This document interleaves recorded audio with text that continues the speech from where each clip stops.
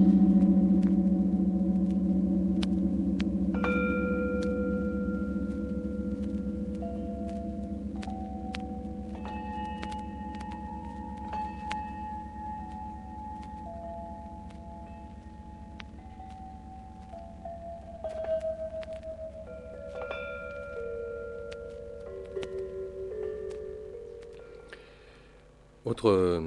élément, si pour toi il a été... Ah, bah, je vais répondre.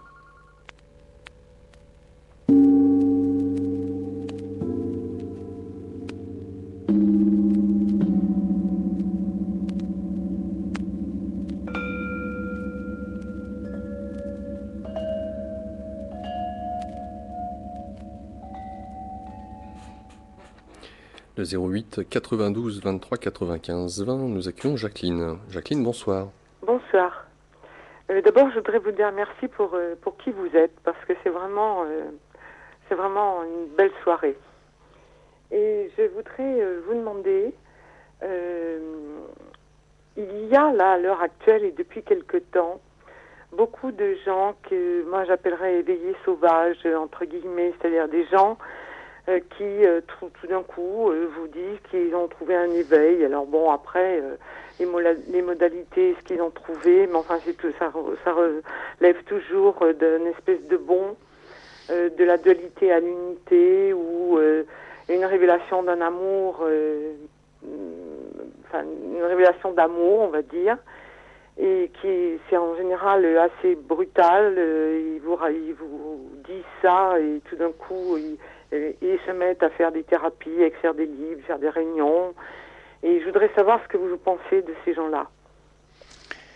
Alors, quand j'étais à Montréal, j'étais rencontré à l'université McGill, un psychiatre qui faisait des recherches sur les chamans en Indonésie, et il m'a rendu compte de la recherche d'un de ses étudiants en master qui a trouvé 50 expériences mystiques spontanées dans un quartier de Montréal en 6 mois.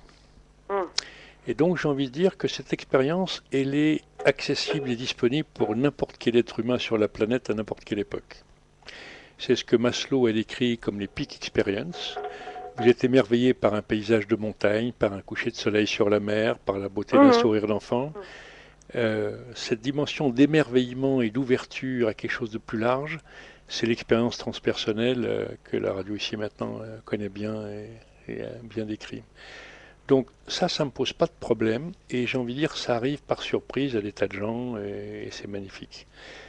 Ce qui est dangereux, c'est quand les gens se racontent des histoires et par exemple les gens qui sont dans le scénario des vies antérieures, il n'y en a jamais qui ont retrouvé une vie antérieure où ils étaient valets de pied du comte, ils étaient toujours Néfertiti, etc. Mais c'est plutôt des vies valorisantes dans le scénario que des vies banales. Hum. Donc moi je me méfie de la manière d'enrober une expérience spirituelle. Et quand les gens deviennent avec la foi des charbonniers tout juste éveillés avec l'envie de communiquer la terre entière, je ne suis pas sûr que ça soit bien du solide. Oui, je suis d'accord. Donc j'ai envie de dire faut être humble et puis patient. Et par contre, ne jamais tricher avec ses propres valeurs et dans les choix qu'on fait dans l'existence, faire des choix justes. Il y a quelque chose qui me plaît beaucoup, vous savez que la psychologie est inventée en Europe au XIXe siècle et qu'avant qu'elle ait été formalisée par les chercheurs de l'époque, c'était les philosophes dans l'Antiquité et les écrivains qui décrivaient les comportements et les caractères, hein, La Bruyère et compagnie. Et la psychologie du bouddhisme était modélisée, formalisée au XVIIe siècle. Et dans la psychologie du bouddhisme, qui est une démarche d'évolution psychique d'abord, hein, au-delà des dimensions purement spirituelles, il y a une notion qui m'a beaucoup aidé, c'est la notion d'attitude juste qui débouche sur la pensée juste, le sentiment juste et l'action juste. Et il y a une grande différence entre justice et justesse. C'est comme la différence entre la morale et l'éthique. Hum. La morale, c'est ce qu'on reçoit comme code de valeur et qui aide en gros à respecter les feux rouges. Et l'éthique, c'est en son âme et conscience de se demander ce qui est juste. Le médecin qui pousse la seringue avec le malade en phase terminale et qui souffre comme un damné, il ne se prend pas le code civil pour regarder si c'est légal ou pas légal. Il va prendre une décision. C'est comme le médecin autrefois, quand il y avait un accouchement qui se passait mal et que la vie de la mère et de l'enfant était en danger et qu'il choisissait l'enfant, quitte à laisser la mère mourir parce qu'il ne pouvait pas sauver les deux. C'est un choix terrible, mais il le faisait en son âme et conscience. Donc, pour moi, la conscience, pas au sens moral, mais la conscience au sens éthique, au sens de respect de l'essentiel, sont des repères. Et après, l'émerveillement, on peut le rencontrer au coin de la rue et se faire avoir par surprise parce que la beauté du monde nous environne, sauf qu'on ne sait pas la regarder. Oui, mais c'est pas tout à fait ce que vous dites, ce dont je parle. Ce dont je parle, ce sont des gens qui vous disent, avec ce mot très à la mode, qu'ils ont fait un saut quantique. Par exemple, ils sont passés de la dualité à l'unité, qui vivent quelque chose qui est comme l'aboutissement normalement d'années et d'années d'ascèse ou de sadhana ou de travail dont vous parliez tout à l'heure, qui n'ont pas fait ce cheminement-là et qui, clac, ont eu cette expérience et qui sont dans cette expérience. C'est de ça que je parle. Alors, j'en ai croisé plusieurs ces dernières années qui se gargarisent avec la médecine quantique. Et j'en avais un ce matin dans un regroupement. Et j'ai observé que cette personne ne cherchait pas à écouter les autres. Elle avait sa théorie, qu'elle était prête à infliger avec beaucoup d'explications et d'arguments, mais elle ne voulait rien entendre de ce que les autres pensaient. Donc pour moi, c'est juste quelqu'un qui est dans son bocal, isolé, et qui se raconte une histoire. Il y a une autre dame dans la même réunion qui me dit « Mais moi, je suis dans le bouddhisme depuis 20 ans, et j'ai observé dans sa respiration qu'elle ne prenait pas le temps d'inspirer. » Et donc j'ai dit « Mais c'est dommage que vous ne preniez pas plus le temps d'inspirer, parce que vous ressourcez mal et vous êtes fatigué. » Donc elle avait une théorie sur ce qu'était l'évolution, la spiritualité, mais elle ne pratiquait pas au quotidien. Donc ça ne m'impressionne pas beaucoup les gens qui ont des discours. Krishnamurti a dit c'est l'expérience qui est libératrice. Oui, je suis bien d'accord.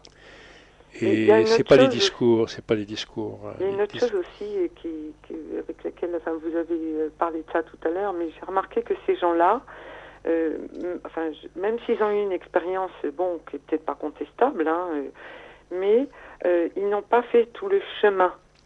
Et dans le chemin, on apprend beaucoup aussi. Donc ils arrivent à cette expérience, clac, ils donnent, ils racontent leur expérience et même ils font des thérapies, ils font des réunions, ils font plein de trucs, des discours et tout ce qui s'ensuit, mais ils ne connaissent pas le chemin. Je vais être en léger décalage avec vous parce que c'est comme si vous étiez un peu jalouse qu'il y ait des gens qui pouvaient aller plus vite vers une expérience d'ouverture. Non, je vous taquine, Jacqueline, je vous taquine, mais... Non, c'est que je veux comprendre. Oui, mais attention à ne pas être jalouse de la manière dont certains trouvent une percée dans leur nuit obscure. Il y en a qui ont besoin de chemins lents et progressifs. Et comme dans le Vajra Yoga du Tibet, il y a des gens qui empruntent la voie rapide. Chacun a son rythme et sa vitesse. L'avantage du chemin prudent, patient, et moi j'ai personnellement été prudent et patient dans mon chemin, quitte à faire des expériences un peu sauvages de temps en temps. Mais il y a des gens qui ont accès plus vite à des degrés d'ouverture assez importants. On n'est pas tous égaux devant le chemin spirituel. Simplement, si vous rencontrez des gens qui se racontent des histoires, ne perdez pas de temps. Ils vont essayer de vous enfumer, de vous embarquer dans l'histoire qui se raconte. Vous serez un complice complaisant et ça n'a absolument aucun intérêt. Fréquentez donc des gens authentiques et sincères, quelle que soit leur démarche, leur niveau d'avancement, vous perdrez moins de temps. Je suis bien d'accord avec vous. Je suis d'accord. Mais je vous remercie beaucoup. Merci à vous. Jacqueline. Merci. Au revoir. Au revoir. Je rappelle le numéro de téléphone, n'hésitez pas, profitez-en. Le 08 92 23 95 20. Édouard, lorsque vous mentionniez tout à l'heure qu'il s'agit pour vous d'être dans la vigilance de l'instant présent, à travers la vie de tous les jours, pas besoin d'aller se réfugier en Inde dans un ashram, quoique d'avoir des bases solides, notamment avec la respiration, ça aide énormément. D'autant plus quand on est dans cette marche consciente. Et cette marche peut être tout simplement en faisant sa lessive ou sa vaisselle. Cela étant dit, de votre parcours, de ce que vous en avez nommé jusqu'à maintenant, il y a un élément qui me titille. On dit que c'est toujours le travail de la vie intime, à deux, de ce que reflète comme miroir notre bien-aimé, et ou et eux, et de savoir à quel moment justement vous vous êtes, alors je ne sais pas si on peut parler d'engagement, mais dans l'idée de fonder une famille, avoir des enfants, comme on l'a entendu, vous avez aujourd'hui une fille au moins. Donc comment s'est passée cette étape de la vie familiale? Alors, adolescent, je voulais pas fonder de famille et je pensais que j'avais besoin de trop de temps pour me réparer, pour évoluer, pour prendre cette responsabilité-là. Et puis, la première personne qui m'a donné envie, c'est ma première femme que j'ai épousée. En une soirée, j'ai senti que c'était quelque chose de très important auquel il ne fallait pas que je résiste. Et on a vécu 25 ans ensemble, on a fait 2 enfants ensemble, on a fait un énorme chemin ensemble. Et je dis souvent que la vie à deux, c'est un laboratoire de la transformation. Quand on est sincère et qu'on se soutient pour évoluer et qu'on accepte la différence de l'autre, euh, c'est un laboratoire quotidien pour établir ces relations authentiques et réciproques. Et je me suis marié une deuxième fois et ça dure depuis plus de 20 ans aussi. Et j'ai réalisé, j'étais plutôt un séducteur tourné vers les femmes, j'ai réalisé que on peut plaire fugitivement à beaucoup de femmes, mais que c'est pas d'en changer qui permet d'approfondir. C'est au contraire de s'inscrire dans la continuité et de rentrer dans l'expérience de la vie à deux et de l'engagement de la co-responsabilité. Et d'avoir des enfants, c'est un dépassement de soi-même puisqu'on devient responsable de quelqu'un d'autre. C'est une bonne façon de sortir de son égoïsme spontané pour apprendre à se mettre au service de quelqu'un d'autre. Donc c'est une magnifique expérience d'être parent. Euh, Tout le monde n'a pas la chance de pouvoir avoir des enfants, hein. J'ai rencontré des hommes et des femmes infertiles, d'autres qui ont dû faire des FIV, de la procréation médicalement assistée, des choses très difficiles, pénibles, psychiquement, émotionnellement, physiquement. Mais donc c'est une très belle expérience pour grandir que de construire un couple et de vivre comme parent. Pour moi, quelqu'un qui ne peut pas avoir une relation affective durable de plusieurs années en cohabitant avec quelqu'un est immature affectivement. C'est un indicateur de maturité que d'être capable de cohabiter harmonieusement avec quelqu'un pendant un certain temps. Ça peut ne pas durer toute la vie, mais au moins prendre ce risque de partager, de cohabiter, de savoir faire des concessions. La vie à deux, c'est l'art de faire des concessions sans tricher avec soi-même, sans renoncer à soi-même. On y reviendra d'ici quelques instants. Rima avec nous. Rima, bonsoir. Oui, bonsoir. Merci pour cette émission, hein. C'est formidable. C'est apaisant de vous écouter. Enfin, Merci d'entendre Rima.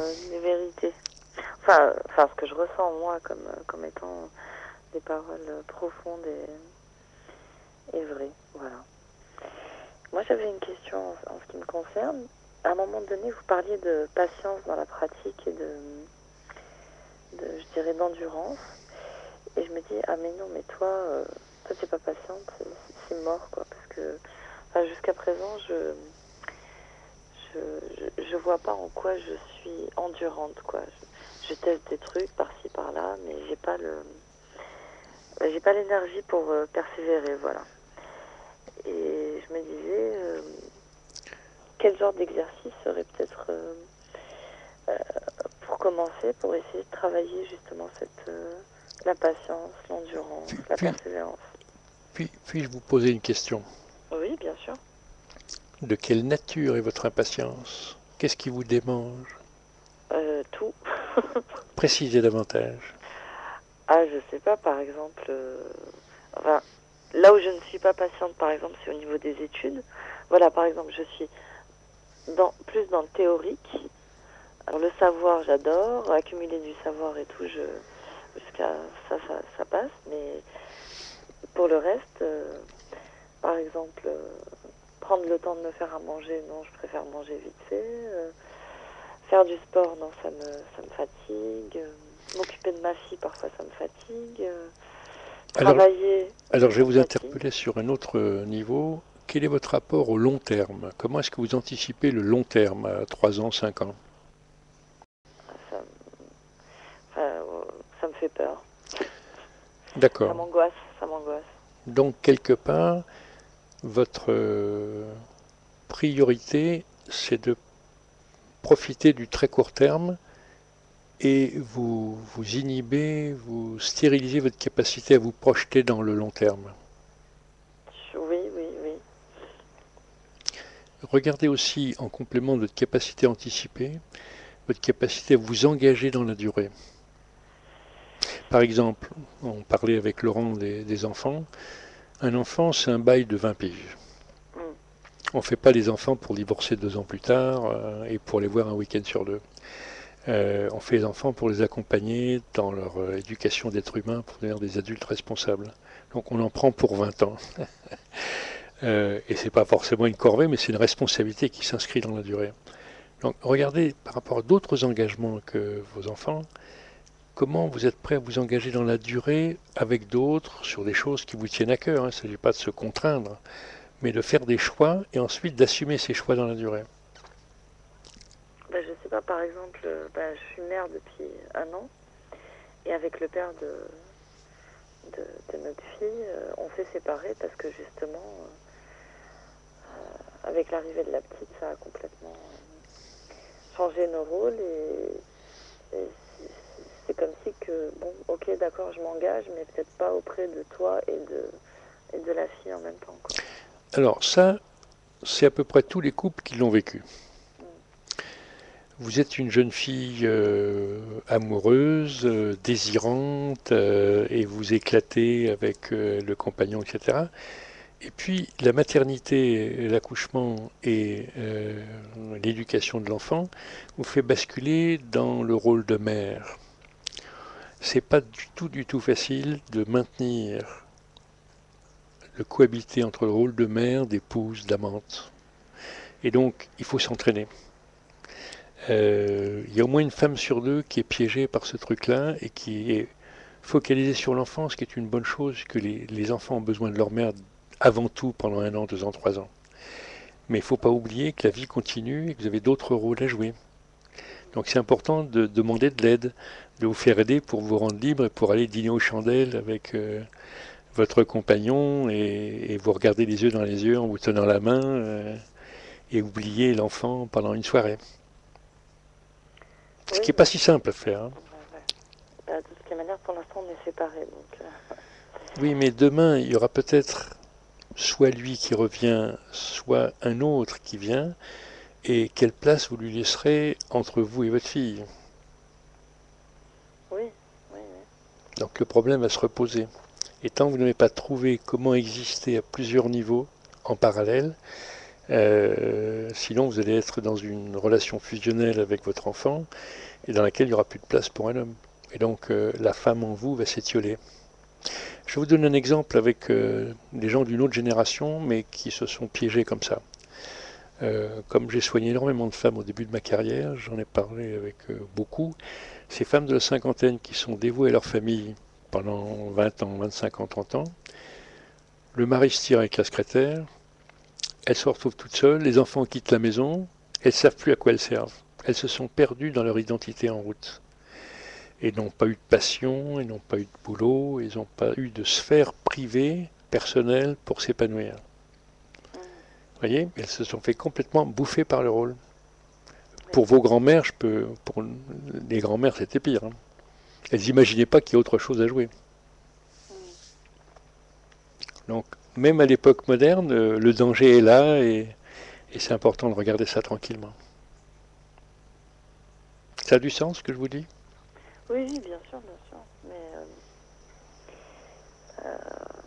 voilà, ça reste après. Il y a plein de choses qu'on sait, qu'on croit savoir et tout, mais dans la pratique, dans la vie de tous les jours, justement, c'est là où ça blesse, quoi. Est-ce que vous avez de bonnes alliées, de bonnes amies, honnêtes, sincères, qui sont mères de famille, qui ont vécu ça, avec qui vous pouvez en parler très ouvertement pour chercher ensemble des alternatives? Oui, j'ai des bonnes amies, oui, bien sûr, mais comment dire, de ce que je vois, hein, de la vie qu'elle mène, je vois que on se bat toutes, quoi, pour essayer de survivre, mais que c'est pas facile tous les jours, quoi. J'en connais peu qui sont épanouis, voilà. Dans ce que je vous ai donné comme piste, vous pouvez l'explorer en collectif, c'est-à-dire que si avec votre réseau de copines, vous vous épaulez mutuellement pour à tour de rôle garder vos enfants et qu'à tour de rôle, il y en a une qui peut se tirer pour aller passer un bon moment pour elle-même avec son compagnon, vous allez vraiment vous épauler pour être capable de développer ces différents rôles. Alors que isolé tout seul, ça semble insurmontable. Ok. Alors qu'en Je vois l'idée, en tout cas. mutualisant, ça peut vous aider pas mal. Oui, oui, oui. Voilà. Mais moi, c'était plus d'ordre général. Parce que, bon, ma fille, son père la garde, j'ai du temps pour moi. Hein. C'est juste dans l'idée de ne pas m'accorder justement suffisamment d'amour ou d'importance au point de me traiter mal, quoi. Enfin, de ne pas justement essayer de persévérer, enfin de baisser les bras un peu trop vite, quoi. Est-ce que vous avez, entre guillemets, pu mesurer le niveau d'estime de soi que vous vous portez? Bah, si je vois en fonction, enfin, je pense que c'est mitigé. Il y a du bon, il y a du mauvais. Vous arrivez facilement à parler de vous à des étrangers en disant du bien? Ah oui, je suis quelqu'un qui est positif quand même, oui. Même avec des étrangers?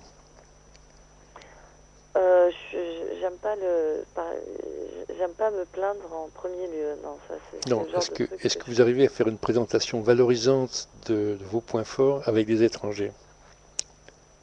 Non. Eh bien, il faut vous entraîner. Ok. Savoir parler de soi, je vais être l'été prochain un petit moment à l'espace du possible à Méché, qui est une communauté apprenante très ancienne. Et le thème de cette année, c'est se raconter.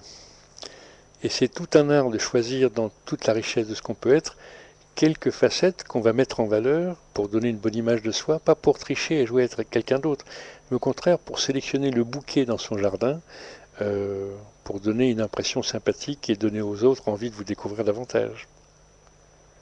Mhm. Très bien. C'est une bonne piste. C'est une très bonne piste. Bon. Et entraînez-vous, parce que même pour ça, ça demande de la constance. Oui. Donc trouvez-vous des publics auxquels vous présentez et vous entraînez à faire cette présentation simple, nette, mais valorisante, parce que en chaque être humain, il y a une beauté, une richesse magnifique. Quelquefois, on n'ose pas accueillir cette richesse et cette beauté qui nous habite intérieurement, parce qu'on a l'impression que c'est trop. Or, l'être le plus laid a une sensibilité absolument magnifique qui lui fait percevoir la beauté du monde. Et bien souvent, les gens sont tiraillés entre la beauté extérieure et la beauté intérieure. C'est vrai. Montrez votre beauté intérieure. Osez le faire. Vous encouragerez les gens autour de vous. Ah oui. Et ça déclenche des rencontres superbes. Bah, très bien. Moi, je fais ça toutes les semaines avec des inconnus que je rencontre dans mon boulot. Et je vous jure, j'ai des vrais cadeaux du ciel, des gens magnifiques que je rencontre, qui ont l'air de rien comme ça en apparence, mais c'est des vrais trésors. Ah, il faut faire attention après à ne pas passer pour être quelqu'un de présomptueux. Il ne s'agit pas de flagornerie. Oui. Il s'agit de respect des parties riches de soi-même, qu'on ose accepter de partager. Ouais. Ah, c'est un exercice que j'avais trouvé dans un livre de développement personnel, écrire 5 par jour dans son journal, écrire 5 aspects positifs de soi-même qu'on a fait durant la journée. Ça ressemble à ça aussi.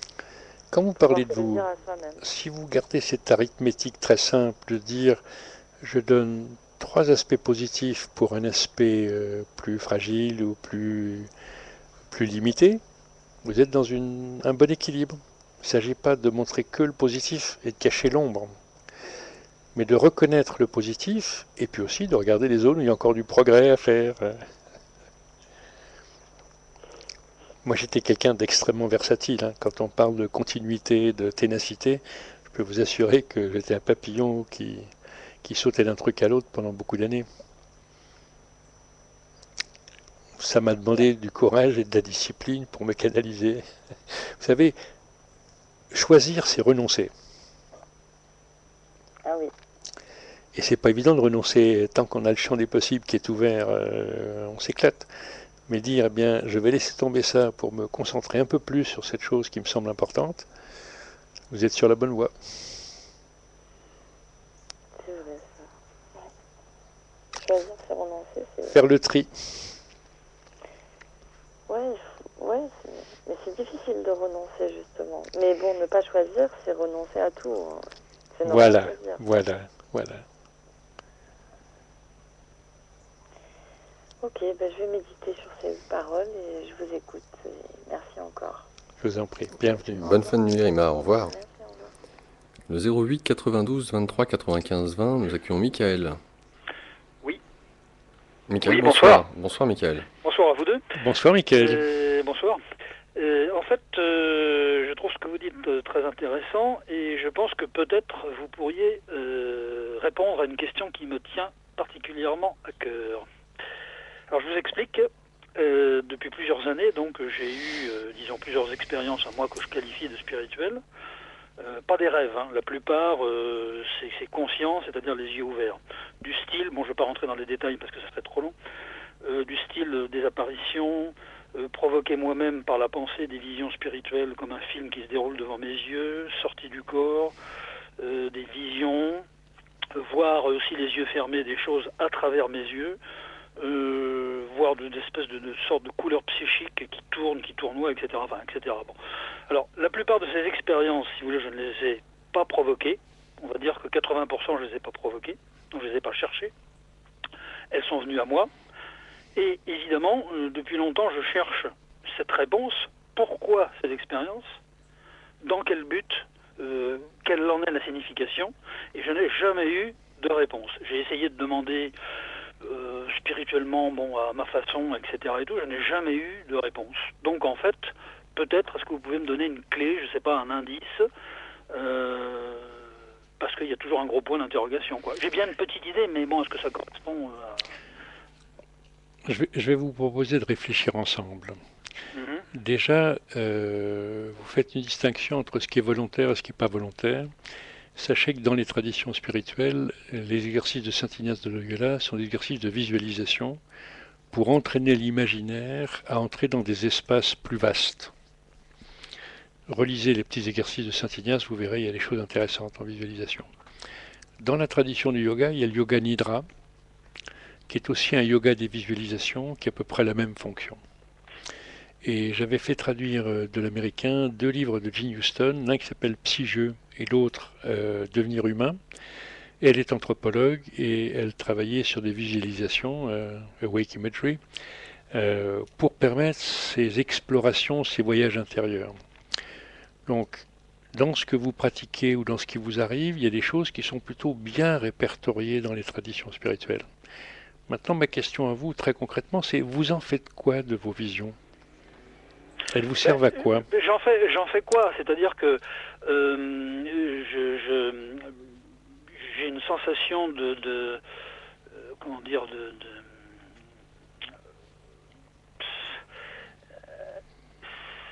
je me sens bien avec ces visions-là, si vous voulez, mais je vous dis, ben voilà, le problème, c'est j'en fais quoi? Je ne sais pas quoi en faire, et surtout, je n'ai pas de réponse. Pourquoi elles arrivent et qu'est-ce que ça veut dire? Est-ce que alors à un moment je me suis dit peut-être que je rentre dans une espèce de vortex, on veut peut-être me faire comprendre qu'il y a autre chose que la vie physique, enfin matérielle, etc., mais je ne sais pas. Honnêtement, en vous écoutant, j'ai l'impression que vous compliquez la vie avec des questions d'ordre intellectuel. Je vous poserai des questions sur ces visions, elles s'accompagnent de quel genre de sentiments? Elle s'accompagne de quel genre de prise de conscience sur votre chemin de vie et votre sens, le sens que vous donnez à votre vie? En quoi est-ce qu'elle vous éclaire? On ne peut pas dire que j'ai pu interpréter, si vous voulez, je vois ce que vous voulez dire, mais que j'ai pu interpréter quelque chose par rapport à ce que vous dites. J'ai eu un sentiment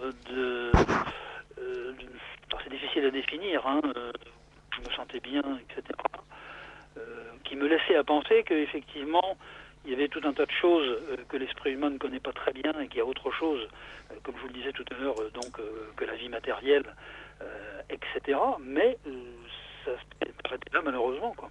Enfin, ça s'arrête là malheureusement. Qu'est-ce que vous cherchez vraiment? Ben, ma réponse, si vous voulez, en fait, alors je sais, au fond de moi-même, si vous voulez, depuis mon existence, la question que je me pose, et il y a toujours un doute, mais on dit, je suis un peu d'accord avec ça, que le doute est très important, parce que si on garde pas le doute, on gobe tout en argent comptant, c'est que, voilà, après ma mort, y a-t-il une autre vie? Voilà, mon but, c'est pas une obsession, mais bon, aujourd'hui, j'ai la soixantaine. Bon, on m'a dit que je vivrais jusqu'à 100 ans parce que, bon, certaines personnes, de médecins chinois, etc., par rapport au pouls, etc., bon, tout ça, c'est très bien. Enfin, bon, voilà, ma préoccupation principale dans l'existence en numéro 1, si vous voulez, c'est ça. Et Est-ce que vous êtes prêt à mourir demain? pas vraiment. Ok. Donc, quelque part, d'une certaine manière, inconsciemment, il semblerait que vous travestissiez votre angoisse de mort par une recherche de choses qui pourraient vous rassurer. Mhm. La petite mort, c'est le lâcher prise jour après jour. Et si au lieu d'accorder de l'importance aux visions, aux quêtes d'informations pour avoir des explications sur la nature du réel, du monde, vous regardiez dans votre vie quotidienne à quel point est-ce que vous êtes en paix avec vous-même, tranquille, ça vous donnera sûrement un amarrage, un ancrage dans le quotidien pour approfondir votre expérience spirituelle dans la relation aux autres, dans la relation à la vie quotidienne. Et ça vous amènerait peut-être d'autres pistes et d'autres types d'expériences. Mhm. Vous voyez ce que je veux dire? Oui, oui, je vois. Mhm. Ça a du sens? Oui, oui, bien sûr, ça a du sens, oui, tout à fait, je comprends bien, oui. Oui, avoir une autre ouverture, disons, voilà, dans ma façon de vivre, peut-être de regarder c'est ça. les autres, avec mon entourage, etc. Parce que sinon, rendez-vous compte que l'imaginaire est très puissant et on peut se berner en cherchant des choses spectaculaires. J'ai fait des expériences avec des psychiatres mexicains, chiliens, avec des psychotropes en travail thérapeutique. Et j'en parlais ensuite avec un jésuite parce que ça m'avait quand même beaucoup ouvert l'esprit et interrogé. Et ce jésuite m'a posé une question très simple, me dit, et l'autre dans tout ça? Je peux vous assurer que ça m'a fait réatterrir en me disant, si je dois évoluer, ça doit pouvoir se traduire dans ma vie de relation avec les autres au quotidien. Mhm. Si vous voulez, bon, moi, je ne prends aucun psychotrope. Oui. Psychotrope, je ne bois pas. J'ai compris ça. Pourrais, non, mais j'ai compris. Et en plus, je ne cherche pas ces expériences. Et je ne me dis elles pas, sont spontanées. Inconsciemment ou consciemment, je veux avoir une réponse par rapport à ce que je vous ai exposé sur l'après-vie. Hein. Non, ça sûrement pas. Non. Vous savez, même le Dalai Lama, il est sage. Il dit, ma cosmogonie me dit qu'il y a des vies antérieures. Et aujourd'hui, c'est mon scénario et ma lecture du monde. Si on me prouve le contraire, je suis prêt à l'accepter. Mais il ne dit pas que c'est la vérité. Il dit que c'est sa grille de lecture. Moi, je fais un peu le pari de Pascal à l'inverse. S'il n'y a pas de vie après la mort, s'il n'y a pas d'autre vie, de renaissance, moi, je vous assure que j'aurais vécu les 50 dernières années avec intensité, jour après jour, seconde après seconde. S'il y a du bonus derrière, tant mieux. Mais je vous jure que je n'aurais pas perdu mon temps dans cette vie-ci. J'ai cherché à la vivre le plus intensément possible et de la manière la plus juste et la plus honnête possible. Et personnellement, je ne me pose plus de questions et j'ai plus besoin de réponses. Ah ça c'est formidable parce que moi je crois que, pour moi, aujourd'hui, si vous voulez, je pense quand même qu'il est important de se poser des questions. Alors pas avec obsession, hein, mais quand même de se poser certaines questions dont on n'a pas toujours les réponses, c'est certain. Si vous voulez, il y a des hypothèses. Il y a des hypothèses que vous vous posez et vous avez des indices pour nourrir le scénario. Oui. Mais si vous renoncez à avoir une vérité définitive par rapport à ces hypothèses, pour vivre encore plus votre exigence spirituelle au quotidien, dans tous vos actes de la vie quotidienne, ça devrait vous aider à dépasser votre angoisse de mort. Mais quelque part aussi, je me dis que peut-être tout ce que je vous ai exposé là était des sortes d'indices, entre guillemets, plus ou moins, pour essayer de me montrer que il n'y a pas que le matériel, etc. Sans pour autant me dire dans une vision, parce que ça je ne l'ai jamais eu, me dire, écoute mon petit gars, oui effectivement, tu vas faire ci et ça après ta mort, etc. quoi. Est-ce que dans la vie quotidienne, vous avez des gens avec qui vous pouvez partager une intensité spirituelle plus grande? Alors, il n'y en a pas beaucoup, mais il y en a, oui. Je vous invite à continuer à chercher des compagnons de route avec qui partager. Quel que soit le chemin que eux empruntent, c'est très précieux de valider avec d'autres comment eux avancent et qu'est-ce qui se passe pour vous, qu'est-ce qui se passe pour eux. Bien sûr. Ça aide au repérage. Les expériences sont toutes particulières, mais il y a quand même des caractères communs dans les cheminements. Moi, je partage ça avec des chrétiens, avec des musulmans, qui sont des gens sincères, qui cherchent. Et du coup, on arrive à trouver des repères qui sont communs et qui, quelquefois, sont très simples. Ouais.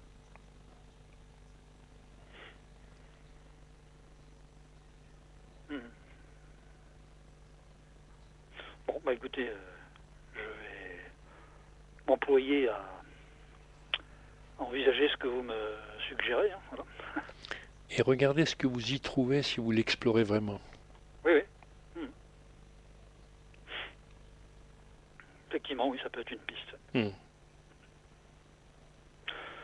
Très bien. Écoutez, en tout cas, merci de votre écoute et puis... avec plaisir. Bonne soirée à vous. Bonne route. Merci. Au revoir, Michael. Au revoir. Édouard Stack. J'ai compris, Édouard. Juste pour le mot de la fin, pour cette conclusion, j'aimerais avoir ton avis. Tu nous disais avoir une vision de l'avenir qui n'est pas forcément très rose, et ce qui peut paraître paradoxal avec quelqu'un qui, quelque part, a cheminé tout au long de sa vie jusqu'à maintenant pour se trouver. Qu'est-ce que tu souhaiterais dire pour les auditeurs au vu des temps que nous vivons? Qu'est-ce qui est essentiel pour toi de garder à l'esprit? Alors, quand je parle d'un avenir un peu sombre, je pense aux 7 milliards d'humains qui vont devenir 9 milliards. Je pense aux 2 milliards d'humains qui n'ont pas accès à l'eau potable. Je pense aux inégalités qui vont encore augmenter. Et pour corriger le tir d'une humanité en dérive, je pense qu'on a besoin de veilleurs, on a besoin de gens sincères qui surtout se coordonnent, qui se mettent debout comme réseau de citoyens pour dire aux élites corrompues, ça suffit. Il y a un chef d'entreprise qui a créé Business Object, dont je n'ai pas retenu le nom, mais qui lance un nouveau parti qui s'appelle Nous Citoyens. Ça me semble très sain.